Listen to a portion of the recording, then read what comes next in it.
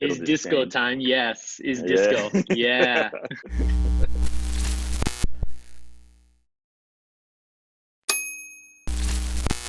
All right. Yeah. So one thing I just want to talk about real quick with my panel of experts here is this whole loan process that everyone's going through. And I see a ton of questions online about, I applied for the EIDL. When is my money showing up? Should I reapply?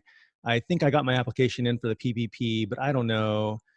Um, just a lot of confusion out there. And I kind of wanted to bring up a quick topic about that and see what these guys thought. Um, to what extent, first of all, if you've applied for the EIDL and you applied with that form that had the bank account routing number and all that stuff in it, and you tick that box saying I want the 10,000 up to $10,000 emergency funds, you don't need to reapply again. So let's just answer that question once. Putting more applications in the system won't help the process, I don't believe.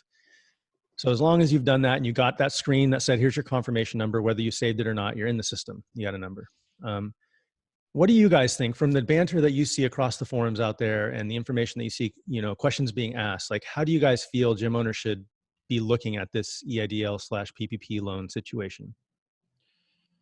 It's hard because a lot of people have invested time and just emotions into this kind of parachute, like lifesaver, right? So to not bank on it, it's hard to emotionally detach yourself from it. But you do need to take a step back. And at this point, if you've already applied, it's out of your hands. So you have to move forward with what you know now, with what you can bank on immediately, which is your current revenue, current cash flows, your current member base, just the numbers that you're working with right now. If and when, these assistance does come through, then you'd have to kind of reevaluate your numbers. But just to get your bearings straight, you have to move forward and plan as if you're not going to get that. Yeah. Yeah. I mean, and I think one of the reasons for all the noise and all the questions is that it's obviously pretty unprecedented, right? Like we've never seen a government approach to a small business bailout like this in our lives. So we've seen big business bailouts, Wall Street, stuff like that, and back in '08, but we've never seen anything that could literally put money into the hands of everyone as individuals with the form of the individual payout and small businesses, the cupcake shops, the gyms, the donut shops, or whatever, the hair salons, so on and so forth. So I think it's just important to remember that like the size or the scope of this is so significantly large that it's going to be hard to get anything done quickly. And you really have to ignore, I think, a lot of the government's trying to get money into your hands by this date type of stuff, because it's so difficult, right? Like there's something like, 20 million small businesses or some ridiculously 35. high, 35 million small businesses. Just the distribution of funds alone to 35 million entities boggles my mind of how that's executed at scale. And so I'm agree with James. Like at this point, you have to almost operate as if you're never going to see a dollar of it. And if 10,000 happen to show up in your bank account one day, cool. All of a sudden, that timeline that we keep driving home and talking about, and all these, right, you just bought yourself it's radically extended. A few more months, right? Here's one thing to remember. Actually, now that since we just dropped these numbers and I just ran some simple math in my head, there are, from my searching, there's 35 million small businesses by the SBA's definition of small business, which is under 500 employees, which can be quite a big business in the big picture of things. $10,000 times 35 million is what? Can anyone do the math real quick? Trillions. I'll do the math for you. It's 350 billion. So if every company applied for that EIDL and every company got $10,000 grant, that's the entire loan package. Nothing on top of the EIDL, no PPP, no nothing. So you can tell right from that math alone, not everyone's getting $10,000. No.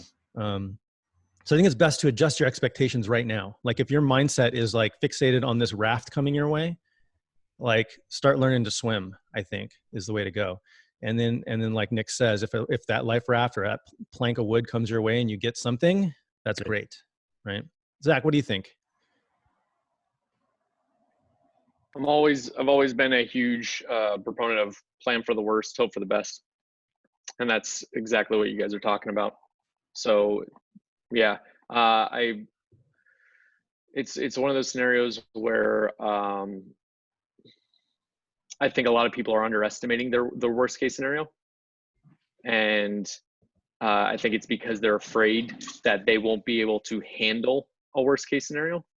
And I think if people are letting their emotions cloud their ability to be objective and step back, then we're going to see people not survive because they're going to be so short on cash specifically. Yeah, so we got two military guys here, and this is such a key component of like what things that they teach me in doing business is like, if you make decisions emotionally in times of distress, it's kind of a recipe for disaster. So if you're emotionally hung on to this concept of getting free money from the government, and you're emotionally hung on to the fact that you don't want to lose your business and you don't want to look at the dark side of what could happen, that could be problems. So you need to look at that. You need to look at the dark side. That's how you'll become stronger. You don't get stronger business wise, emotionally, mentally by ignoring the potential downside. Mm-hmm. So look at it, weigh it objectively, start measuring scenarios against it. Yeah. And put into play what you can control. So you can control your membership base, your communications, how you're driving revenue, products you're putting on the market. And man, if you get a $4,000 emergency EIDL thing that shows up in your bank account, that's great. But, awesome. Yeah. But what I'm seeing on the forums is like, hey, I applied 3 days ago. Where's my money? I've been checking my bank account every hour and there's no money. That tells me you're putting more energy into looking for the money that's hopefully coming than your own business, right? I mean, it's hard because it was, I want to say from the government's perspective, I think it was overpromised. Absolutely. They're just trying to put faith, they're trying to put hope in people's eyes is what they're doing. Right. And it comes down to running the numbers. You have to know, like you did the math just a few minutes ago, Dan, the numbers from the government perspective. And the pot it's finite. The pot of money is finite.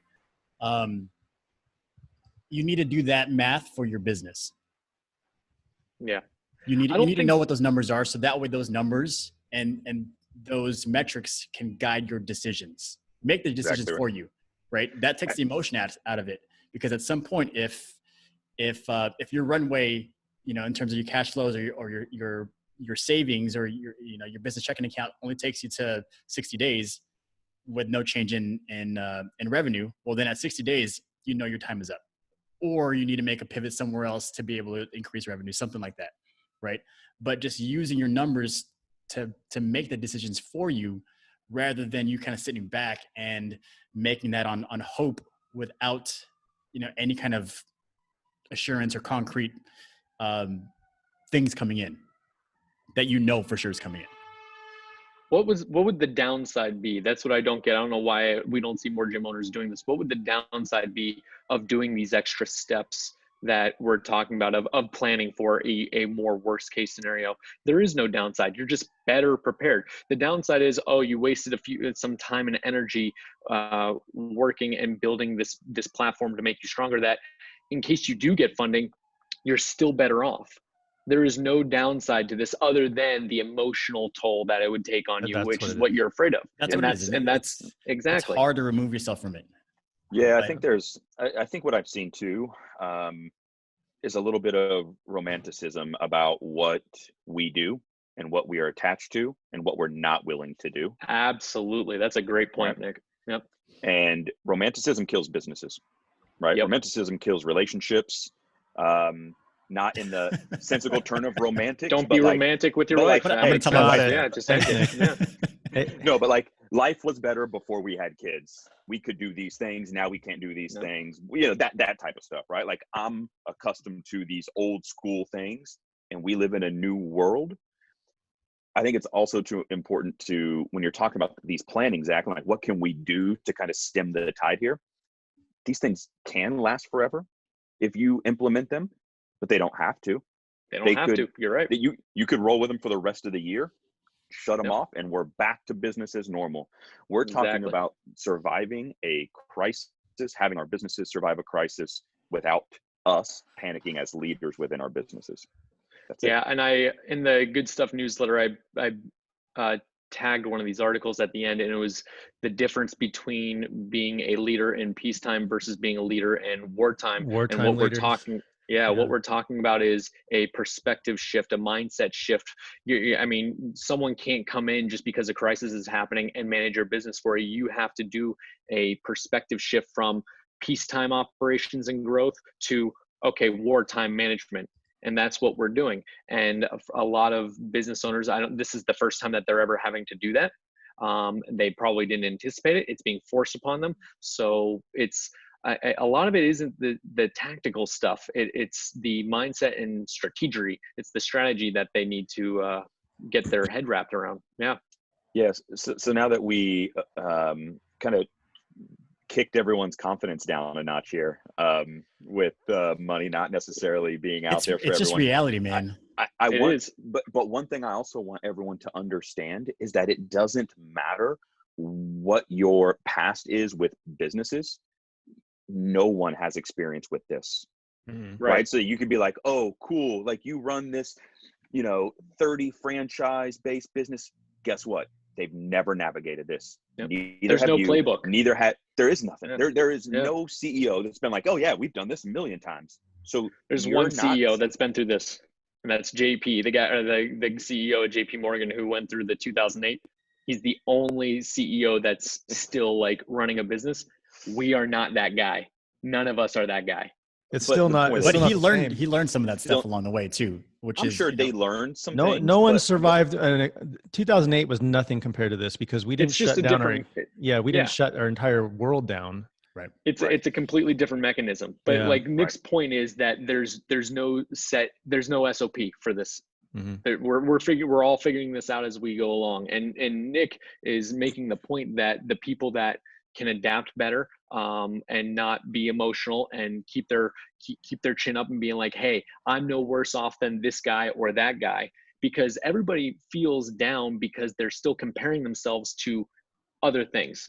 Nobody feels bad about themselves unless it's relative to other people or other things.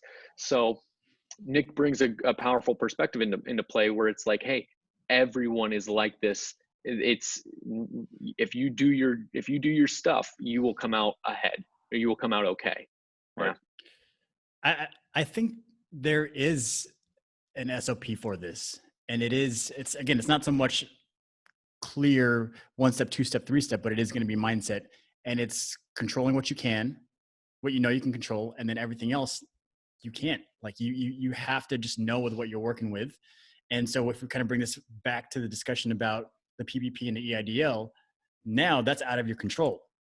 So you factor your decisions without that piece of the puzzle, right? And this is almost like a whole nother conversation we can have, but it's very interesting because my mind starts drifting into the art of war now that you bring that up, James and Zach. And I'm like, we're basically operating in a big cloud of fog of war. Like we can't see anywhere around us. We don't know where the enemy is. We don't know what's going on. And like there is a playbook for that, I'm sure, in the military, right? Like how to get yourself back in a position where you can see what's going on and you can be in a good strategic point. And that's really what we all should be doing as business owners. Well, there's an analogy that we use in special operations. It's the difference between, and this isn't a dig on conventional forces at all, but the successful special operations and the operators in that community versus more conventional warfare. It's like we're always trying to make what we call thinking shooters, people that they understand a set of rules or guidelines in which to operate, but they can apply those guidelines to any scenario. They don't need a playbook or a step-by-step procedure in order to be successful. And that's one of the major differentiators between being the tip of the spear versus a grunt. And you need grunts, you need foot soldiers, you need people to follow orders and do exactly what they do. But a business owner cannot be that. Mm-hmm. You cannot be someone that needs a step-by-step in order to be successful, because you won't. You're the leader. You need to have a guiding ethos and your mission statement, your vision statement, all those things that we talk about when people are planning their businesses. Those are the guidelines and the guiding posts for how you're going to make decisions depending on the scenario. And you need to realize that, and you need to commit to it, and you need to be okay with making decisions. I feel like that needs to be a book that someone needs to write. That is a huge topic. Well, the spear versus like the middle of the spear. Kind of a plug here, a shameless plug. I wish Eric was on the call, but it's the exact series that he's producing for us, both on the interview front and then just kind of the effectively a playbook on leadership and knowing, you know, what your rules are, how you think through things, and how you lead people through. A lot of it, almost all of it, is mindset first. I don't want to dive into that because that can be a long discussion. But again, it is controlling what you can. It is kind of trying to simplify it into what you can see, what you can, you know, realistically anticipate. All right. Well, that kind of spun off into a few different tangents, but that's some good stuff. But I think that's also just an indication of like where everyone is at. You know, you ask one question and it goes down in this rabbit hole of like 50 different discussions. Yep. The challenge is to simplify things as best as you can. That way you can take action. All right, cool, guys. So yeah, thank you for watching. If you find any of this stuff interesting, make sure you subscribe to our YouTube channel. Push Press is reinvigorated on our quest to help gym owners become better business owners, and we're putting out content left, right, and center in all these different formats. We're fucking turning into a media company here or something. So make sure you subscribe to our YouTube channel. Give this video a like, share it with anyone you want to, whatever, you know, all the asks. Make sure you do that if you found this to be good. All right, catch you guys later. See ya.